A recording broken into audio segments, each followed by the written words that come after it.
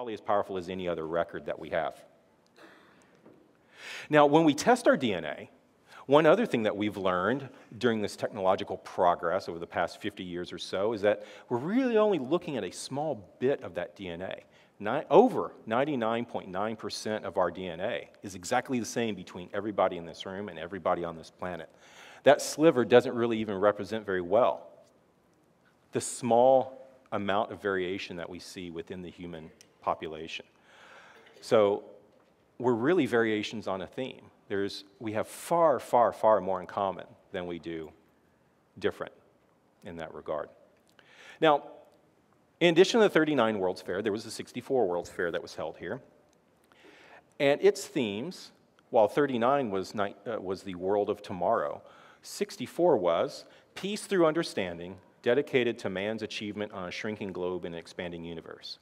And when I learned that, I thought, well, what a great place for AJ to have the Global Family Reunion, because it really ties into that theme of the actual location where we're having the event. Now, traditionally, we think probably fairly small in our family units.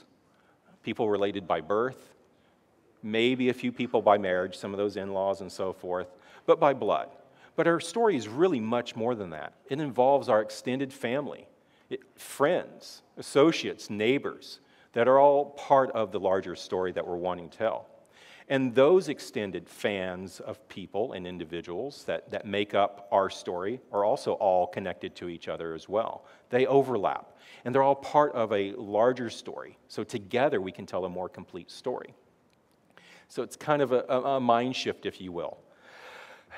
Thinking along those terms, kind of comparing the traditional versus the global community of man, I am 25 degrees of separation from AJ. Who here has done their connection to AJ on WikiTree or Genie or some of the others?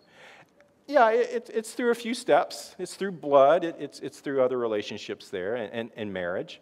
Another way to tweak that is to look at it by more of a traditional genealogical flow there. And that way, it makes AJ, instead of being 25 steps away, his aunt's great-great-great-grandmother's aunt was my third cousin 7 times removed.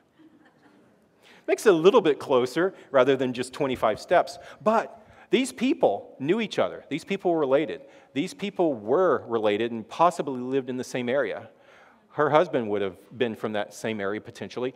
We have people that still form a community, even if it's by marriage or by other bonds. It still is part of a larger community and still part of that larger story. Now, we're all connected in various ways. We all have something to contribute, and that's increasingly so in today's world. All the technological advances, that consumption ability of the internet, the creation ability of cat videos and family videos and children and events and so forth, have really given us the ability to interconnect like we never have before. And so with that in mind, think about what is your story. The rise of social media has really yielded a changing of definitions, of changing of roles. And you're really the best person equipped to tell your story. And if you don't tell your story, somebody else will. And you're already capturing it. You're already taking the Vine videos. You're already posting to Instagram. You're already posting to Facebook, I know. You're probably posting to Facebook. Some of you are posting to Facebook right now while watching online.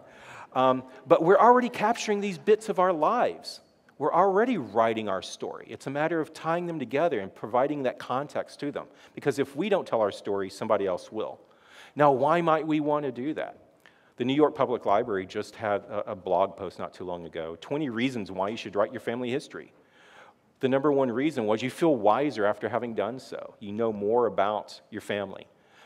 Individual narratives are important rather than just the big events that make up history. What was the effect on the individuals? Those diaries, those other records of their lives. And these stories add depth to the larger picture.